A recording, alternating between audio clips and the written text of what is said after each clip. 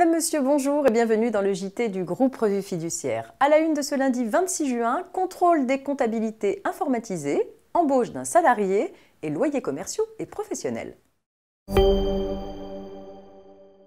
C'est un rappel relatif au contrôle des comptabilités informatisées qui ouvre cette édition. En cas de contrôle fiscal d'une entreprise qui tient une comptabilité informatisée, le vérificateur peut effectuer son contrôle en procédant à des traitements informatiques des données et fichiers comptables soumis à la vérification. Ces traitements informatiques peuvent être réalisés au choix de l'entreprise selon l'une des trois options suivantes. Soit le vérificateur effectue les traitements informatiques sur le matériel utilisé par l'entreprise, soit l'entreprise effectue elle-même toute ou partie des traitements informatiques nécessaires à la vérification, soit le vérificateur effectue les traitements informatiques en dehors de l'entreprise après remise de copies des fichiers informatiques nécessaires par l'entreprise. Le défaut de présentation des documents, données et traitements nécessaires à la mise en œuvre des investigations du vérificateur et le défaut de mise à disposition des copies des documents, données et traitements soumis au contrôle dans un délai de 15 jours sont sanctionnés par une amende de 5 000 € ou par une majoration de 10% en cas de rectification dont le montant est supérieur à celui de l'amende. On poursuit avec une petite histoire d'embauche d'un salarié. L'employeur doit vérifier que le candidat possède bien le diplôme exigé pour pourvoir un poste avant de l'embaucher définitivement.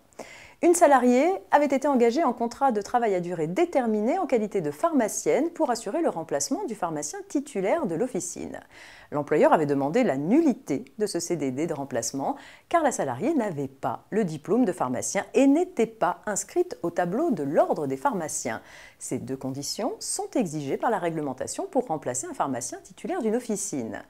Mais la société exploitant la pharmacie n'ayant pas vérifié au préalable que la salariée recrutée en CDD de remplacement était diplômée et inscrite au tableau de l'ordre des pharmaciens, les juges ont déclaré qu'elle ne pouvait pas se prévaloir de sa négligence pour invoquer la nullité du CDD.